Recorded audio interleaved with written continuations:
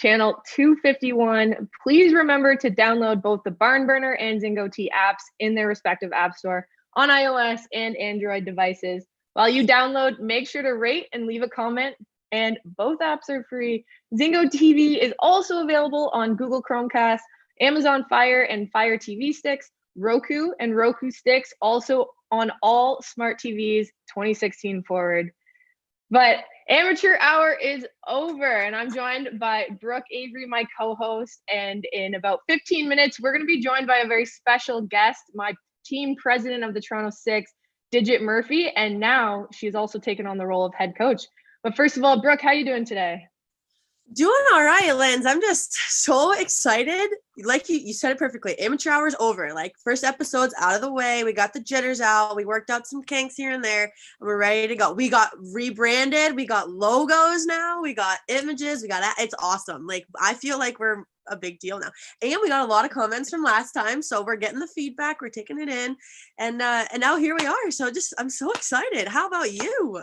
Oh, I'm doing well. I'm super excited. Like you said, we've gotten some good reviews lately, and I'm just pumped to keep it rolling. So, anyways, yesterday, Halloween. Happy Halloween, belated. Yes, to you too. I know Halloween every year, I feel like there's always something that comes up. So I do have to key in this story because it is so random. Like, Halloween, when we were in Syracuse, we didn't go out the first year. I think we didn't like do costumes or anything, but I was a Ninja Turtle. Oh, that's right. You guys, we did. You know what? Who am I kidding? Yes, we did. You totally did too. Just a long time ago. We're old now, bro. Yeah. That was old, like college me. But I do remember we did that one, our junior year, we did 2 costumes. But this year, it was kind of weird because I'm sure, like you have seen, things are very different. And we didn't know, like, I live on a street that's pretty, like, it's busy, but we didn't know if we were going to get trick-or-treaters or not. So we were like, okay, like, what are we going to do? My roommates and I were like, we need to figure out something to do. So one of our teammates, Alio from Syracuse, lives right down the street. And so wow. We'll have her on eventually. But her family is part of this country club. So we got to like hang out there on Friday night, and we met some people, and they were like, oh yeah, we're going to have a costume party, like small little gathering, like let's get together. And so my roommate and I were like, oh yes, this is awesome. Like, this is perfect. So we went over, so Saturday night, or this is Saturday during the day, we like didn't have costumes. We're like, okay, well, we're not going to go spend money. Like, we just have to come up with something. So my roommate was a skier, and she had these like neon pants on or whatever. And I was the American flag because obviously you know how much American flag stuff I have. So it was very very no easy shortage to throw together. Yep, exactly. So we threw it all on, and then we went over to Emma Pulaski, another teammate of ours, her house. She's not even there. It's her brother and her dad are there. And my roommate and I go over there because we're like, oh yeah, like we'll pop over because we're in the area. We'll say hi. And on our way there, Is that how it went, Brooke? Yeah. You just popped over to say hi? Yeah, we popped over to say hi and maybe played a few games. But I get a Snapchat from Emma, and she's like, when Brooke's at my house and I'm not even home. And I was like, leave it to Brooke. You've literally never gotten an invite that you didn't like. That's why I get invited so many places. People know that I can't say no. So we're on our way over there, and Allie was like, oh yeah, like this gathering's actually a lot smaller. Like, it's more just people from the neighborhood. So my roommate and I are like, we literally just dressed up. We're wearing a costume for a costume party that we're not even going to. So we never made it to the costume party. We never did anything after that. So it was just like, but we still had fun. We had a lot of fun, and we got to see Emma's family. So yeah. There you go. Well, mine was not as exciting. Out of college. So do tell. Yeah, that's not very exciting. It was the first year, I think, in my entire life I didn't dress up. Like, first year ever. So sad. I love Halloween. I love dressing up. I think it's so fun. Like, time of my life. Like, we've had some great costumes. Oh, yeah. Now, we did cue this one up on the Instagram. It was our senior year, and 2019 or 2018. We were Will Ferrell's. We all dressed up as a different character of Will Ferrell. So I was Jackie Moon. Yep. Yep. And I was Chaz Michaels from Blades of Glory. And oh my gosh, like everyone looks so good though. Like, you know, sometimes when you kind of are like, oh, we should do this costume, and like it kind of turns out not that great. This was fire. Like everyone went all out, and it was so fun. We had wigs, we bought costumes, like weird brag. I think we Unbelievable. crushed it. So No, we outdid ourselves, Brooke. yeah, because it was very Halloween. out of our comfort zones. We were like, oh, let's try this like Halloween thing. It's like that TikTok when it's like they cue like the Mean Girls part where they're like, this is the one time of the year that girls can dress like dress like a boy. I know. I actually thought about making a TikTok like that because I'm like, okay, think of what we've been for Halloween. Will Ferrell's. What did I do last year? I'm trying to think. I don't even remember. Well, you were Billy Bob Roscoe one year. Yeah, that was junior year. No, not Billy Bob. Billy Buck. Billy Buck. Sorry. Roscoe. My bad. And Frank Gallagher in the same year, back to back. Like 2 costumes where literally all I had to wear was like jorts and a t-shirt, a nasty t-shirt. Like it was so easy. Yeah. And like, it was so good. Like so good. Frank was the best. Yeah, it was in my character. Like it was me. And I was like, I'm gonna wear this with pride. Yeah, went out and about, walking around with ripped jeans, big Timberland boots, like, you know, the big winter boots. Oh yeah. And, yep, a nasty t-shirt with like food and just grossness on it, a jean jacket, and I think the hat made it because I did not have to do my hair, which was perfect. Because like you did like undo your hair. I know, basically. I think I took a hair dryer and was like, okay, like so yeah, that was pretty good. But we had a good time that time. That was great times. I love Halloween. It's freaking best. But anyways. Yeah, Halloween. No, couldn't tell you last time we went trick-or-treating. Like, I haven't done that in a while. It's been a minute. Trick-or-treating was canceled here in Toronto. That's what I mean. Like, I wasn't sure if they were doing it because like New Jersey, which is where I'm at right now, it's like things are open, and like you can do outdoor dining. They just opened the indoor dining, so things are like kind of okay right now. So I wasn't sure if they were going to let the kids do it because I know in New Hampshire, where I'm from, where my sister lives, in her big neighborhood, it was like huge. Like that is the holiday of the year, is Halloween. So they all did it really well. They did a haunted house and stuff. But yeah, I wasn't sure if it was gonna if it was still canceled, like if they were gonna let the kids have it. Like, so I'm glad we got to do something, which is good. So yeah, well, my weekend really turned itself around. Friday, Justin Bieber released his latest documentary. That's right. If you know me, you know that was a big day. Only shed a few tears, and honestly, it wasn't even because it was sad a little bit, but it was like his voice is unbelievable. Unbelievable. Watch it. I have to watch because I know anybody that does not know Lindsay needs to know one thing. Like, she has been a ride or die Justin Bieber fan since the beginning. Like, never, like, when all that stuff hit the fan, when he was in trouble and all that stuff, Lindsay's like, no, like, I'm sticking to it. Like, he's my guy.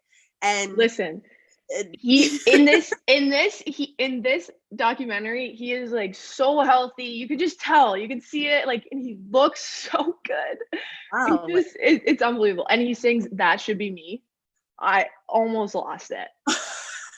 Unbelievable. It's even better now, like 10 years later. Unbelievable. Anyways, I don't want to bore you guys. I love it. But yeah. I guess that's a good point because I didn't know. Like, I'm like, Justin Bieber is like, whatever, but I haven't listened to his to his old songs now, like, you know, with his voice when he's out of maturity. Or not fair enough. Puberty. He's out of puberty, so it's like, well, he's only gotten better. I remember my family, they'd all be like, Lindsay's voice is gonna crack and he's gonna be so bad. I'm one of those believers. I said the same thing. Watch and learn, folks. Like, he's talented. Oh my god. The guy can play like more instruments than I can count, so whatever. Yeah. Well, anyways, I also made my first trip to Whole Foods today. Do you have Whole Foods in the States? Lindsay, yes. There's one right down the street from my house. Actually. No way. I'm not like a frequent shopper there, though. I will admit that. I do not go there very much. Well, the game has been changed for me. That's for sure. Yes. Let's hear about your experience. It was unbelievable. It was kind of rushed. Like, I was like on a mission because I had things to do today, but I'm going back and I'm taking a solid walkthrough. It's like a cross between Wegmans and Trader Joe's for all our Oh, upstate New right. Yorkers. Yes. But Right. it's so good. Got some, like, you get the food, like already made food, like warm Right. food. Go to there. Had some Right. lunch there. I'm a Wow. fan. We stopped there on a trip last year on a bus trip. We stopped there because you if the trip is too long, obviously you take a break and grab lunch or whatever. So we went there and I had never been before and I was like severely intimidated by all of the options that there were to like, because I think it was at like lunchtime, but we had to be on the bus early. So we were, you know what I mean? Like we were traveling and it was a weird time because like I had already eaten breakfast, but I didn't know like what else I wanted. And there was just so many options. And I'm like, oh my gosh, somebody please help me. Apparently, I do have teammates that said that the pizza there is really good. I heard Okay, that well, the pizza's good. yeah, that's what I got And today, and it being a was huge fan of pizza, like it is my favorite food, so I do have to give it a chance. oh my But god, same, Brooke. wow, Lindsay. Same. Yeah. Oh, No, I actually got Lone Star was your favorite food. okay, but that's like my favorite restaurant, not my favorite Okay. food. Okay. I guess you're right. You're right. But you're right. You're right. Lone Star slaps. Yeah. I haven't been to Lone Star since I think that Same with me. Thanksgiving. I went to Lindsay's house for Canadian Thanksgiving. Like it was awesome. My first year at Syracuse, and the first place that Lindsay took us was Lone Star. Like You guys need to try it. I don't even think we made a pit stop before we were like, nope, we get there right to Lone Star. You know they're starting to go out of business. No. Not in Ottawa, but like in the GTA, they're all closing. Oh, Devastating. I don't know how. that's tough. I actually am. That hurts me. That hurts me to hear that for you. But hey, isn't Texas Roadhouse similar? Like, No, no, totally it's not? different. Really? But TR, we Really? love a good TR. Yeah. Wow, When you're we triggering get me, our Brooke. roommates on here, we'll talk about TR for like an hour straight. That's all we'll talk about. Oh, I'll never forget. Allie Monroe comes home from TR one night, Texas Roadhouse, sorry, and she just gives us the full experience. And like we went the next week, and it was exactly how she explained it. Unbelievable. You guys not have them in Canada? No, well, not in Ontario. Oh, weird. Okay. I guess You have them in New Jersey? yes, they're everywhere. Yeah, and it's awesome. They're delicious. But oh my gosh, no, I didn't know that. I didn't know that you didn't have them in Canada. Well, We guess I we have to come back. honestly don't have a lot, Brooke. Like you guys Yeah. have all the good chains. You don't I have will give you that. Chipotle. You don't have Chipotle. We're getting them. We Okay. have one in Toronto. Okay. There's another big one that you don't have. We have one Chick-fil-A in Toronto. Oh, that's Toronto has everything, has one of everything. Oh, But okay. then That makes- Ottawa has a Chick-fil-A. Or not Chick-fil-A, Chipotle. Oh. But here, hot take, I don't really like Chipotle. Okay, I will agree with you on that, and we're probably gonna get a lot of negative reviews specifically for that one comment that we just made. When I go, I get literally a quesadilla with corn and cheese, and that's it. Like that's my. Everyone's like, "Oh, what's your bowl order?" I don't. You're a child. Well, yeah, and you know how much it is? $4.75. I'm like, you know what? I can work with that budget. That works for me. It's better than like $12 for a bowl that I can't even finish. Balling on a budget. Yeah, you know, like. Well, we had some solid weekends. I'm glad to hear about your Halloween, Brooke. That's awesome. Yes, Halloween was great, but today we're bringing on a special guest. She's my now head coach. She's also the president of my team of the Toronto Six. Her name is Digit Murphy. She's a legend in her own right. She does it all, I swear. She's coached at every level of college. For 18, she's coached at every level. She coached in college for 18 years, and 14 of those years she had winning records. And this was at Brown.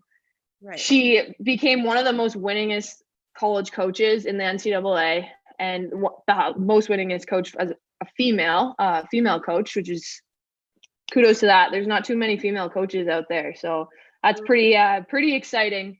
Yep. She coached pro in the CWHL in Boston for the Boston Blades, and she also went over to China and she coached over in China with the Kunlun Red Star, and when they were part of the CWHL, and they had a mission to grow the game of hockey in China. So she was a part of all that building over there, and she's created a whole professional league with her partner, the Professional Women's Lacrosse League back in I believe 2015.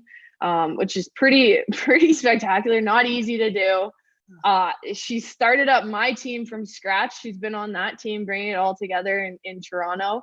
So she's a pretty special woman, and I'm excited to have her on. She brings the energy. So let's bring her in. Let's bring in Digit.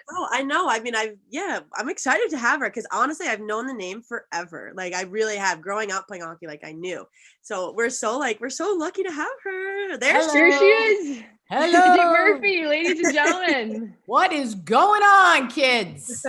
She's got How you doing, Coach? Phone. We need to get one of those. I got this fancy thing. I have it for my own podcast, The Grit. I actually put The Grit on hold since I became the T6 person. Just too many hats that I'm wearing. How you ladies doing? We were trying to list your hats.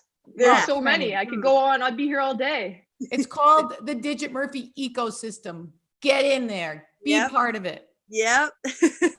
I know. This is so exciting. We were just talking about, like Lynn said, all your hats. And we're just like, we are so lucky to have you because we just want to talk everything. We're not going to have enough time, obviously, but it's exciting.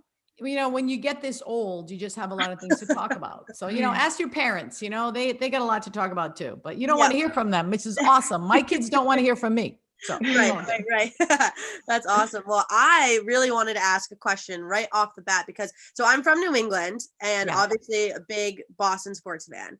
And watching and following the CWHL, I was like, wow, this is really cool. Like, this is a big league. Like, I have something that maybe I can work towards as I get older. So now that you're coaching, well, you haven't coached officially yet in the NWHL, but it's coming every day. It's coming closer. Well, ask Eastwood. Yeah, I'm coaching.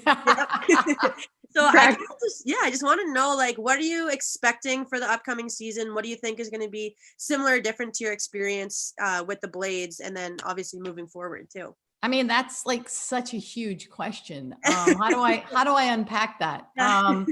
Well, I think just to answer your question, I think it's going to be pretty exciting. And I think the reason it's going to be so exciting is I've never been able to start from scratch, in women's hockey, as far as like I took over Brown, I took over the Blades. I did start from scratch pretty much in China, but not really because we had an existing roster. Right. I think the really cool thing about the Toronto Six is that we started from scratch, and these are all Digit Murphy kind of born and bred kids. Right from the time that we recruited them, they're a special group of humans. I recruited them under the platform of education, empowerment, and inclusion, which is similar to some other things I'm doing because everything that Digit Murphy does, it's woven, those like core values are woven into the thread of the conversation. So when I got to recruit this Toronto Six group, we really came out strong. And Lindsay can tell you, I mean, I went hard at them, right? I'm like, hey, look, you know what? Don't sign up. I'm going down the list. If you're not on the bus, you get run over by it. We're going, baby. And, I think when you're allowed to recruit like that, you get that energy that belongs with you. And, I encourage people that build management teams and that build, team teams, sports teams to really go with that kind of messaging. So I think it's going to be dynamite. I mean, unfortunately, we had to do this during COVID, which was a little bit challenging, but I mean, we still got the kids, right? Easty, like we were like all over it. They're like, wait, what? Like you've got like the whole team in like 5 weeks and they like, we're dripping it out to the league. But, Toronto's such a special place, right? I mean, I keep saying it when I'm in the media. I'm like, we're the greatest hockey city and the greatest hockey country in the world. How can you not want to play for this team? Right. And the other thing, which is really mind blowing to me, is that guess what? We are the only professional women's sports team, not hockey team, sports team in Canada. So, I mean, not that we got a lot of pressure, Eastwood, but we got a lot of pressure. So we got. I actually didn't know that. So yeah, you're right. There is a lot of pressure there. So Sluge, you got to back it up on that one. Yeah.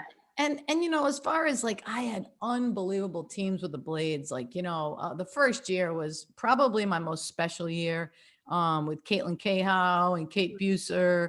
Those original Bladies. I think Wolfie was on the team. I think she's still in Connecticut.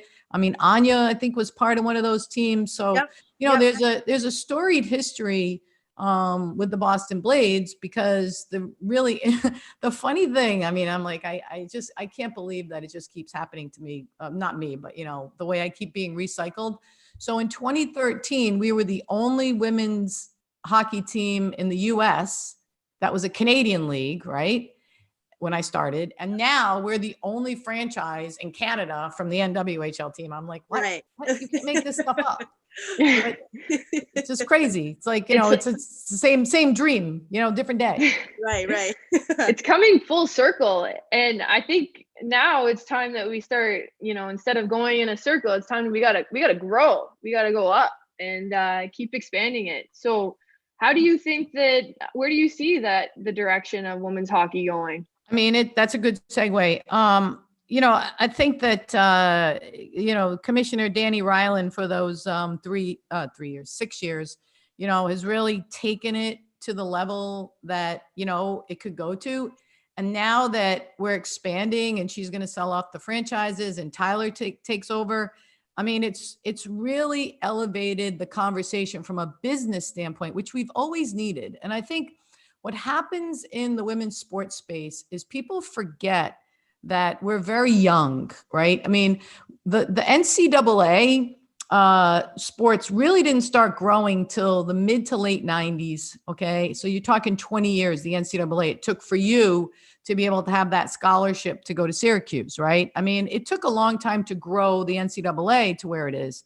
And now we're in a growth mindset to grow women's professional hockey or women's professional sports. The difference between the two, and I really think it's important for your listeners and your viewers to understand this, is that there's two business models at play here. The NCAA is more of an entitlement model because the universities have to have sports because of Title IX, right? And the revenue model there, everyone thinks it's like ticket sales and football plays for women's, you know, women's football pays for women's sports. Not true, okay? Who pays for women's sports are the universities through tuition dollars, okay? So if you start from the premise of how do you pay for women's sports, you'll understand the growth opportunities that need to happen. So that's NCAA. When you've now get into a capitalistic economy and a capitalistic market, how do you grow your sport? You don't have entitlement. You don't have those tuition dollars to depend on. You got to depend on, oh, tickets. Oh, sponsorships. Oh, television.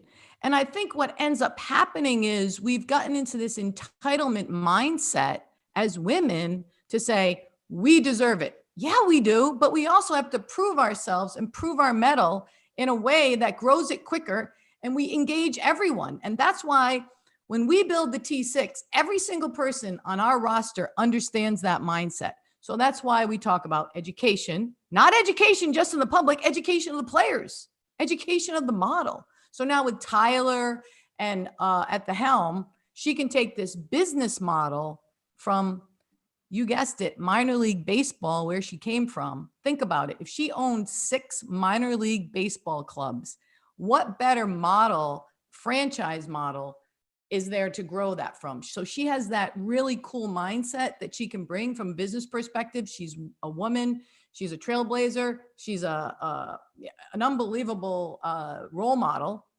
She leads us now to that minor league baseball model that now we can monetize ourselves. So I hope that I'm not talking too fast and you guys can't understand me, but that's what we really need to look for when we now start to grow our sport.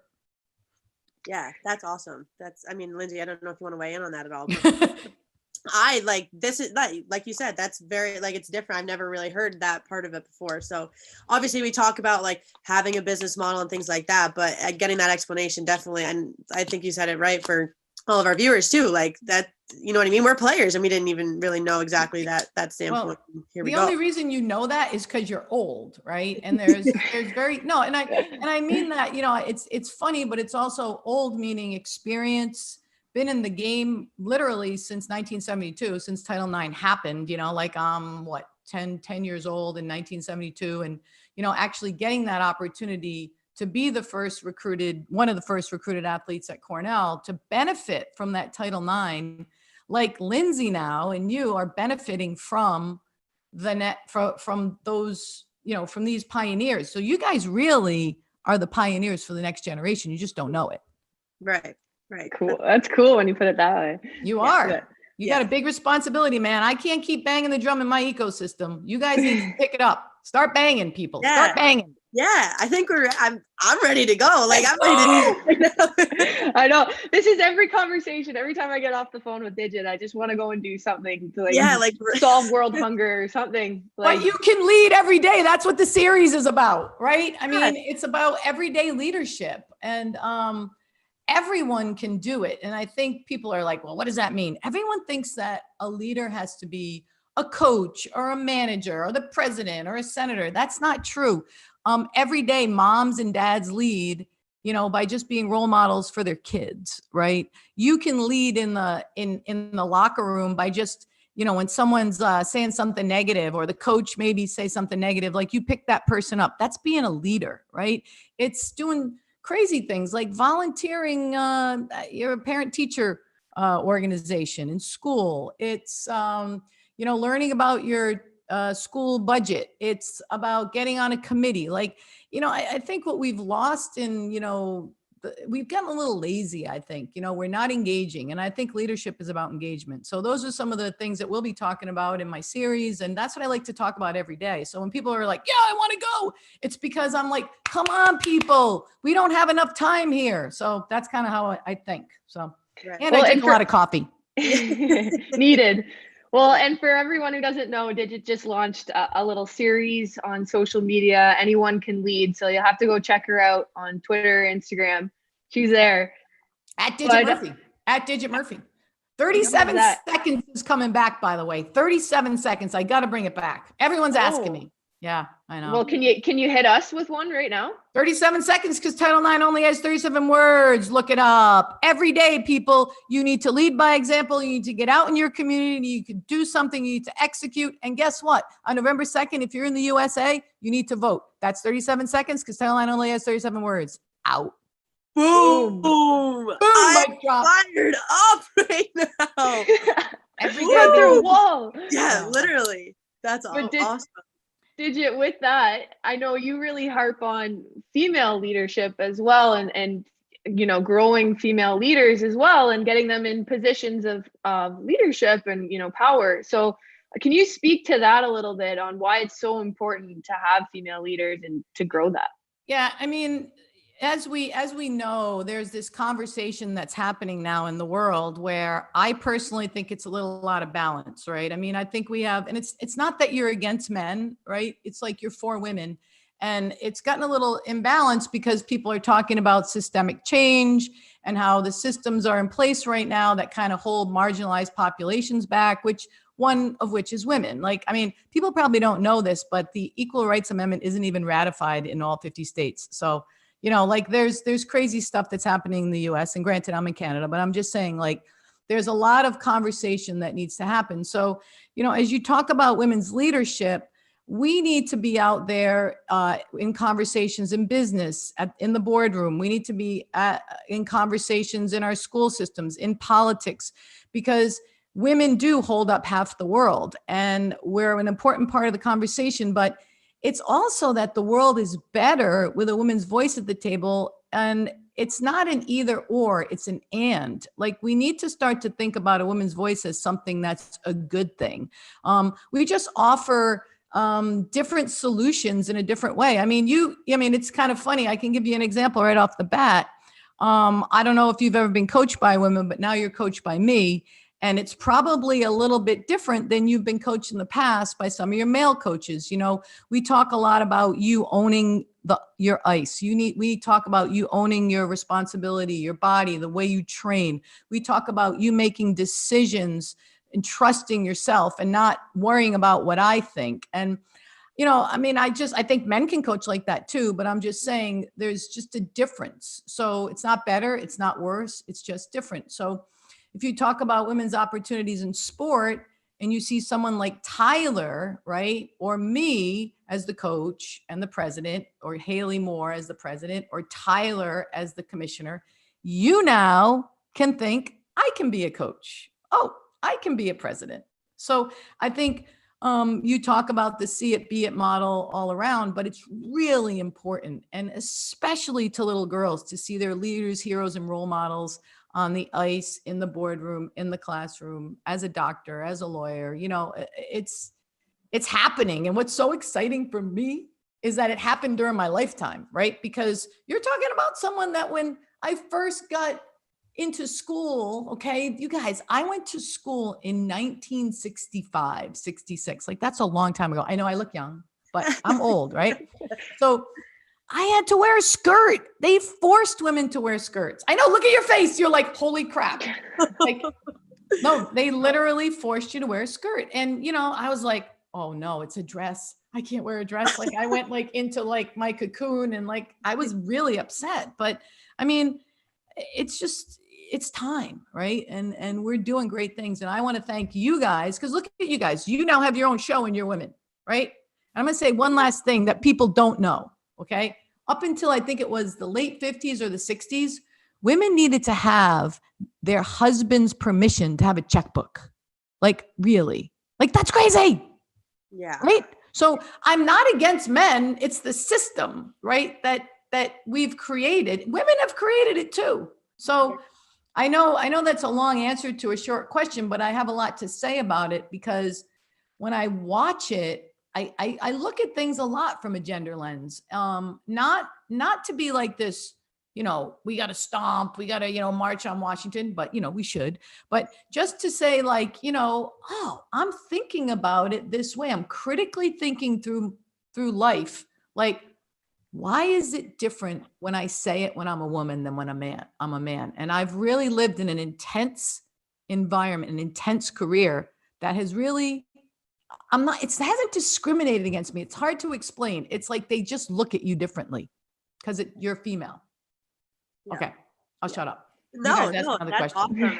Yeah. I mean, this is incredibly enlightening for me too. So, I mean, like you said, we're women and we deserve to be treated like way better in a lot of situations than we are. But it's about respect, right? Yes. It's about why, because I have a certain anatomy, why is what I say different?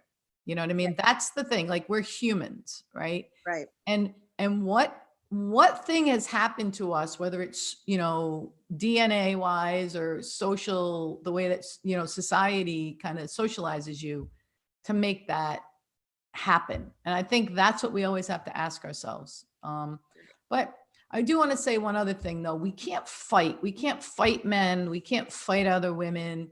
You know, we have to work together to get on the other side of a conversation. And, I think it's really important that women don't hate men. We don't hate men. We don't hate anyone. Men shouldn't hate women. We should just work together to get, I was going to say swear, but get stuff done. Let's just get stuff done. Yeah, no swearing on here. Yeah, No yeah. swearing. It's G-rated. hard. G-rated. No, you're right. That's very true. Draw some great points. I love talking to you about this stuff, but can you tell us about the H.E.R Story Museum? Ha! She beat me to Oh it. my I God. wanted to ask her about it. How long is this show? Okay. I'll We got try time, to do don't it. Well, I'm worry. gonna keep you for a few more minutes, but All right. we love this. We love No. this. I mean, I could literally talk like all night. That's why I asked. I don't know if there's like a time limit that we have to, like, you're going to cut me off because I want to make sure you get the story. No. So my partner Rhonda and I went to Kelly Stack's wedding. I don't know, 2 years ago, maybe 3. I can't even remember. Right when we got back from China, I think it was 2. And we were out in Ohio at her wedding, and we had some time between the airport and, you know, when we were flying out, and it's right by the Football Hall of Fame. And because, you know, we're both football fans, Patriots fans, by the way, we stink. Yes, now. they're We stink horrible. now. They're Oh my horrible. God, I can't even watch. I can't watch. Boo. Anyway, They can't talk I know about it right now. Eastwood likes anyone but Yeah. the Patriots. Yeah, literally that my entire friend group is like that. But Okay, anyway. that's Thanks okay. to Brooke. It's all right. You know, we had it for all those years. We just have to deal with it. But I do get to watch Tom Brady, so okay. Anyway. Yeah. So we're both football fans, and we go into the Hall of Fame, and first of all, when we pulled up, it was under construction, and they had this massive building, and there was this you know, those like signs that's like under construction, and they have the picture rendering of it. So Yeah. it was like they're gonna put like another multi-million-dollar facility up. They've already have one, right? But now they're going to put this other multi-million-dollar facility up. And I'm like, are you kidding me? They have this like giant building. Now they're going to put more money into football. And we don't even have a Hall of Fame for anything for women's sports. Like, what's up with that? Right. So I'm like all like ticked off. And I talked to one of my buddies, Jeff Novotny, who's, we've just done a lot of stuff together, and he's down in Tampa. And I was, going crazy. I was going off, same story. And he's like, well, wait, he goes, we do these things in my company. They're engineering kind of virtual museums. We should start telling women's stories about, history in these virtual settings. And then that was it. We just took off. We built one in Tampa. And basically what it is we tell women's sports stories virtually, and anyone can have one.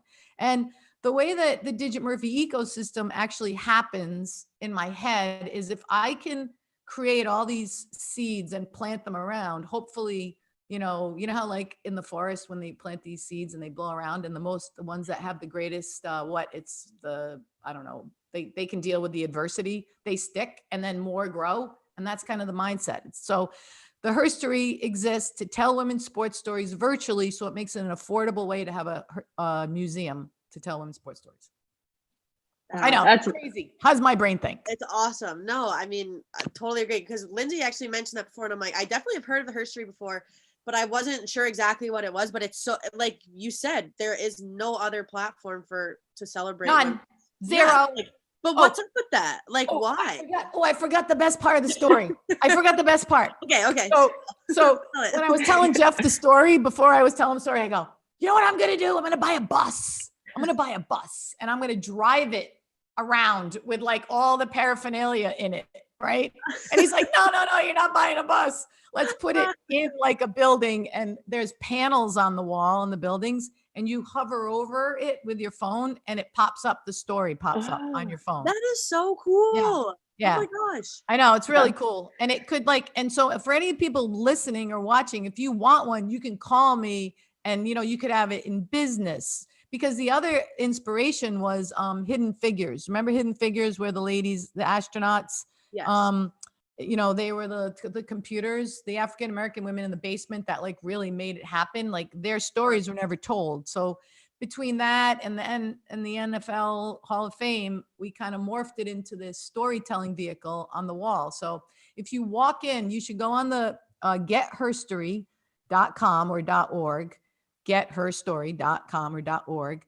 You can do a virtual tour of the Tampa facility where the 2018 Women's Olympic team trained. We decided to put it there because there was some history there.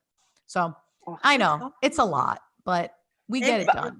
But I love the bus idea though. I think you should do that as well. I'll do that too. Hey, we'll have H.E.R on the bus. Anyone else that has a bus, call me. That's awesome. No, but you know what? Here's the other thing I'm going to say. You're going to be really sad when you hear this. Oh no. If we don't have a women's, hopefully my kids will do it, but I have so much H.E.R in my basement. Like, where is all the women's history? Right? It's stuck with me as a 58-year-old person right now. But once I'm done, it disappears. Our history disappears because we don't build monuments to ourselves as women, right? We just ride off into the sunset and we say, oh, wasn't that nice that we did this? We don't build these monuments to ourselves. So guess what happens? We don't become part of the story. So I guess my message to everyone is, women, get out there, own your narrative, tell your own story. We need you. Our daughters need you. Our future grandchildren need you. Let's go. Get there. Okay. Yes. Again, with energy. Like, this is perfect. This is exactly what we needed. So I did have one other question too, and it has nothing to do with hockey. It's about the lacrosse league that you founded. So we just want to hear, we're like, okay, Digit's killing it in hockey, but it's not just hockey. Like, she has founded the United Women's Lacrosse League, I think it was. Crazy. Long story was basically when we left the C-Dub the last year, we were kind of thinking about an original 6 concept of the CWHL. At the same time, Danny Riley came up with NWHL, and she was starting this league. And, you know, Rhonda and I were just kind of like, we were down in Naples, Florida, and we ran into Ed Saunders, who actually is a hockey guy, and he was selling STX hockey sticks. Okay. They were trying to go from lacrosse to hockey. Yep. This was in the spring of 2015. And we were kind of telling him the story about, you know, where they're now, we're almost going to be 2 leagues. And it was just a lot of drama, like a drama again, like, you know, women's hockey is just all about drama. Like now we got the PW and all that stuff. So anyways, so Ed goes, well, I'm the head of marketing for STX. We already have a team STX, but this concept that you have for hockey could fit lacrosse, because we were calling it, Rhonda and I, League in a Box. We were calling it brand ambassadors. We had this whole united women's sports concept. Well, I was thinking, why don't we aggregate lacrosse, hockey, rugby, field hockey, all the sports that don't have a professional complement, put them under one umbrella. Like, as you can tell, I'm a mad scientist.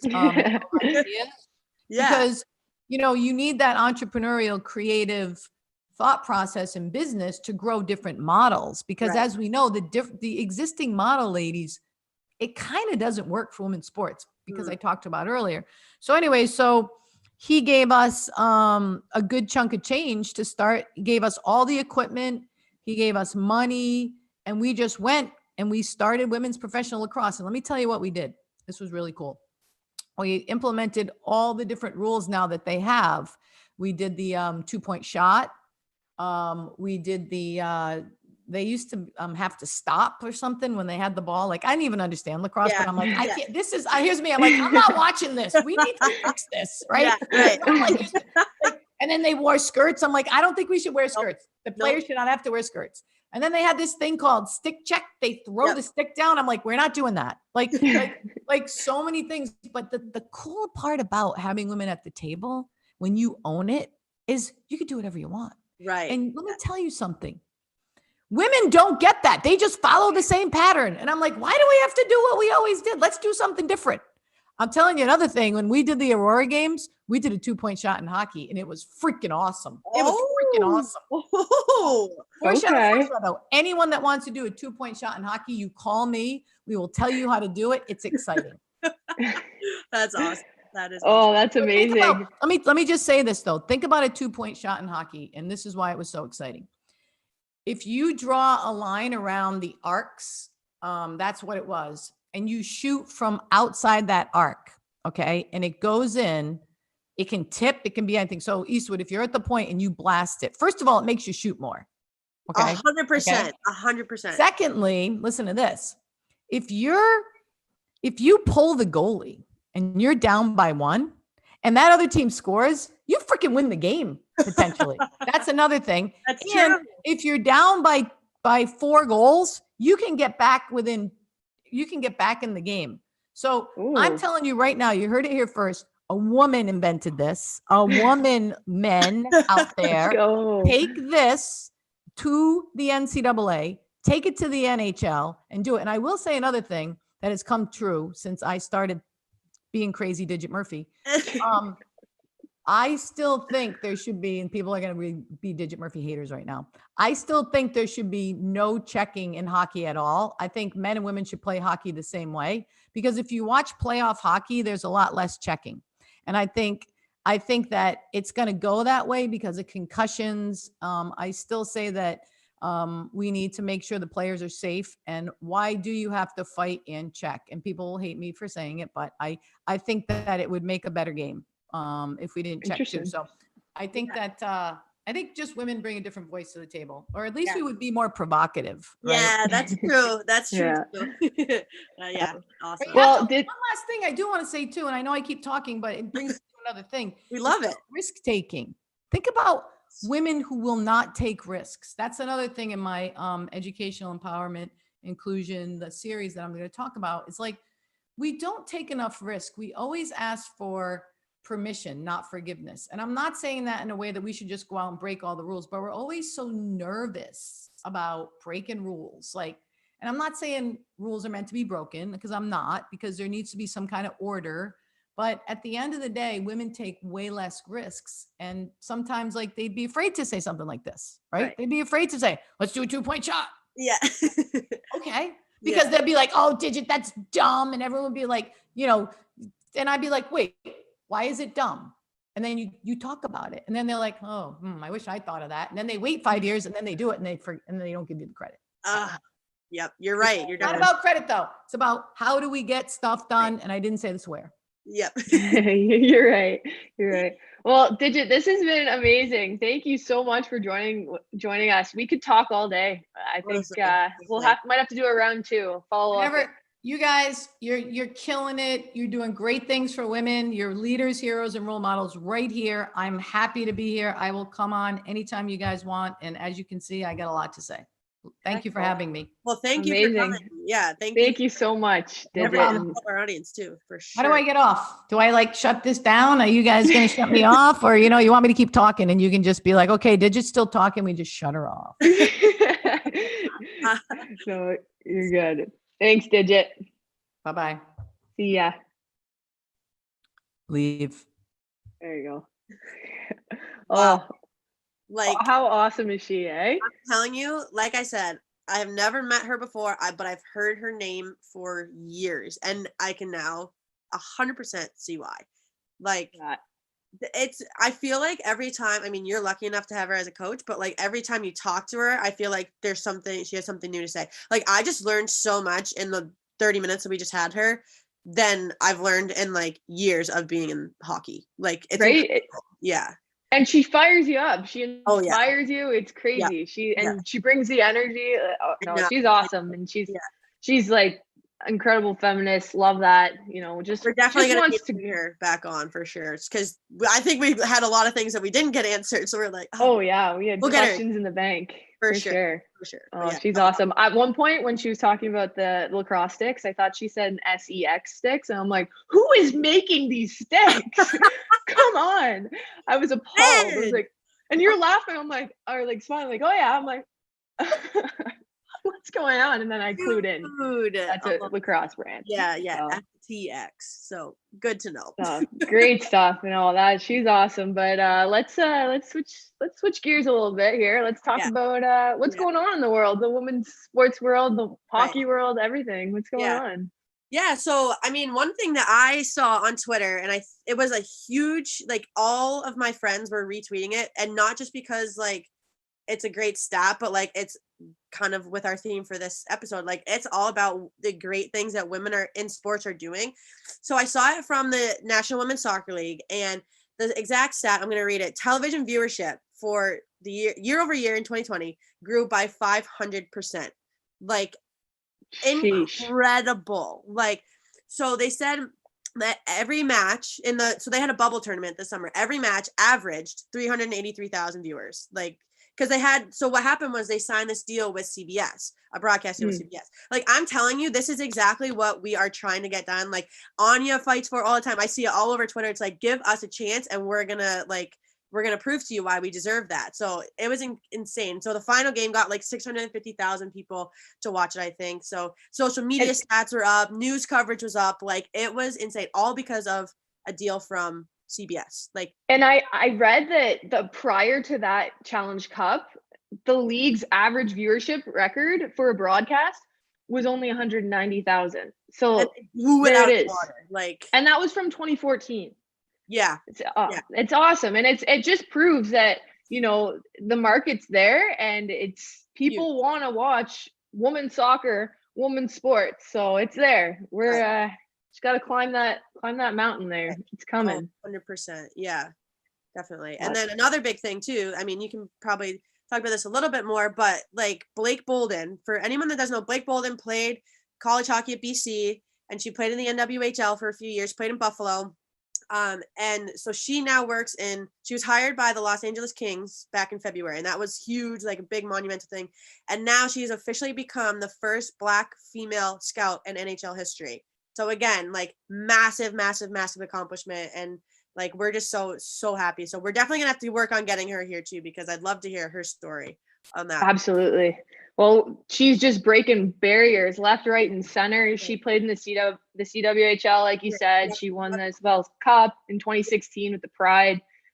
She played overseas, and when in the CWHL, when she was getting drafted, she was the first female woman of color to be drafted in the CWHL. Isn't like that's just crazy? Like yeah, good. Like hats off to her. It's amazing to watch this. You know, she's only the second female pro scout in the NHL ever. Cami Granato got hired just before her earlier this year with Seattle. I was gonna say it wasn't even a year ago, I don't think. So yeah, paving the way for us, Brooke. It's exciting. It's super exciting. I know. It's awesome. So again, this is the first of many, kind of like what Digit said. Like we got to keep going. We got to keep pushing it through. So yeah, I mean, it's awesome to see, and I'm really excited to see where their career paths lead to. So well, and I saw this was tweeted. I saw a tweet of this of her and the announcement, and I saw an article by Sports Illustrated, and it's when you know it's not a female in a bathing suit, you know it's good stuff. Thank God, right? Oh,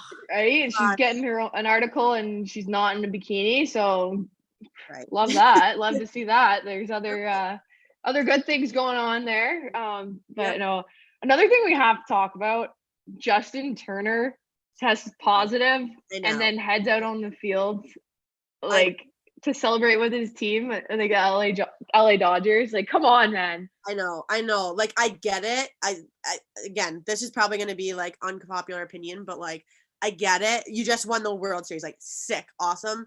But like, man, so he got the test result in what, like the 7th inning, I think it was. So that wasn't his fault, but then they win and he goes back out. Everybody knows that he's got it. Like, and now he's out there. I'm like, oh my gosh. Like, I haven't followed it much after it happened, but I'm just like, oh my goodness, I can't believe that happened. And there's a picture of him kissing his wife too, and it's just like, oh, cringy. We'll have to dive more into that next week, but I was like, oh my gosh. Absolutely. Well, I do want to take a second. I need to shout out my neighbor, my childhood friend. I've known her my entire life, Yasmin Riachi. She's our first partner, you could say, our first sponsor. Yep. She's the creator behind our new logo for Tee It Up, and she's created a couple graphics, a little logo for us. She's quite the creative genius. So I got to give her a shout out. That's Yasmin Riachi. So hit her up if you need some graphics. She's quite talented. She's drawn me pictures, like sketches, and they're on my wall. Like I have it hung up on my wall of me playing hockey. It's unbelievable. She's awesome at that. So thank you, Yaz, for that. Yeah, thank you, Yaz. Again, we're out of amateur hour. Like we got logos, we got graphics, we're ready to go. So again, thank you, Yaz. But and then so that's gonna do it for us this week on Tee It Up. Unfortunately, we only have an hour with you guys, but we had so much fun again. So the show again can be heard on Barn Burner Radio Network on its 122 platforms. The H.E.R network is part of Barn Burner Media Network, so you can check that out too. Check it out on barnburner.ca. And for all the news and programming, you got to go there. Like that's where we're going to be. We'll be on Spotify, we'll be on Apple Music, all that stuff, but you got to go to their site to do that. So we got it. We got to watch it, hear it, read it, all that, like download it, live it, breathe it, Barn Burner, like get there so you can catch us again. So this is episode 2 in the books for us, Linz. We'll be back here again. Same time, same place next week, baby. Let's go. Awesome stuff. Have a great week, everyone. Too much fun. Too much fun with you, Brookie.